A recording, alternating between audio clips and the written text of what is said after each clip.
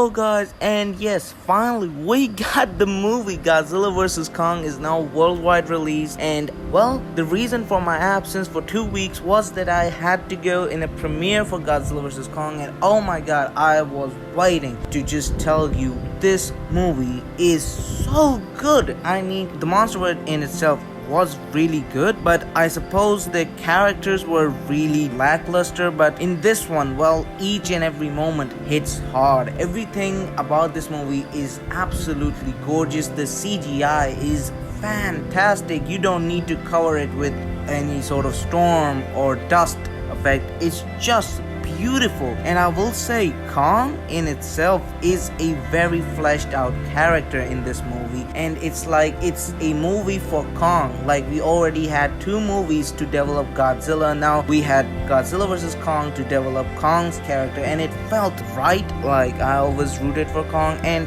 Godzilla had a really small part. He was just this bad guy, but really he was being lured to be looking like a bad guy. Also, the characters in this, Millie Bobby Brown and Team Godzilla in itself was very boring actually. They really didn't have much to do in this except going from one place to another, trying to search for something but didn't get any answer, then found Mechagodzilla, and then things happened. I won't try to spoil a lot here. And then we had Team Kong. Team Kong was really good, I think, because especially that child character, Gia, she had a really good connection with Kong, and it felt right that they had a bit of connection going on because Gia was the only one that survived from Skull Island, the original Skull Island. And then we had Rebecca Hall's character and Alexander Skarsgård character, and they weren't bad either. I really enjoyed their character. But now I want to move on to their villains, the so-called villains, where we had Isaac Gonzalez and his father character. Yeah, they had no purpose in this movie except, yeah, we are bad and we'll do bad stuff. Then we had Ren Sarazawa,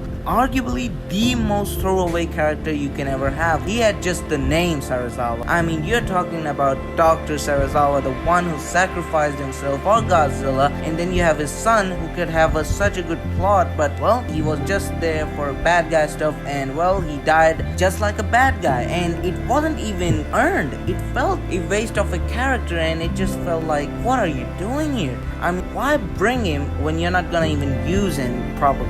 And also, what about the Team Monarch? What happened to Team Monarch? The Xie Zhang's character, the Shobijins, where were they? Like, they were rumored to be in Godzilla vs. Kong. I think they were, and they weren't to be found anywhere. And Mark Russell's character was just there to be like, yeah, we don't know why they're attacking. He didn't have any answer in this movie, unlike his character from Godzilla King of the Monsters, where he had everything. He had all the information, all the knowledge about these monsters, and he was like, yeah, they're going to be here, they're going to be right there, and we just need to go and find them. In this one, it felt like he didn't know anything. He was dumbfounded, and actually I felt like his character was wasted as well. But then I really want to know what happened to Charles Dance's character. The guy found the Ghidorah's head, and that Ghidorah head plays an important role in this movie, but Charles Dance wasn't to be found anywhere in this movie, not even a mention of his character. And well, really felt as if they didn't even focus on the human, and he just focused on the monsters themselves. And it's a really good thing because you're making a movie about 2 of the biggest monsters in the movie history, and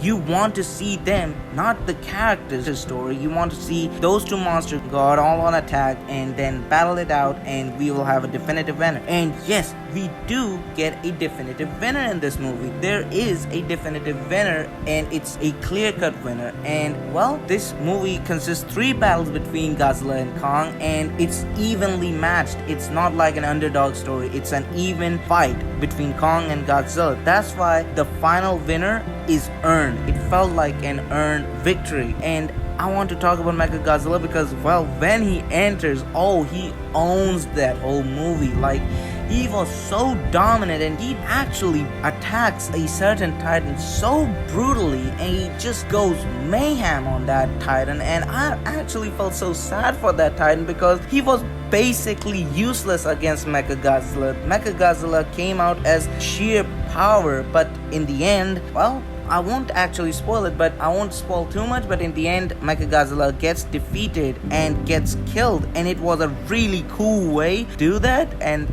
well, I'll say this movie probably was the best out of the MonsterVerse movie, or maybe just below Godzilla King of the Monsters, but I still feel, from what I see, I think Godzilla vs. Kong is the best out of the MonsterVerse movies. And so guys, this would have to wrap up the video. Comment down below your opinion on what you think about this movie. I think it was great, and like the video, leave a comment, subscribe to my channel, and as always, I will see you next time. Bye for now.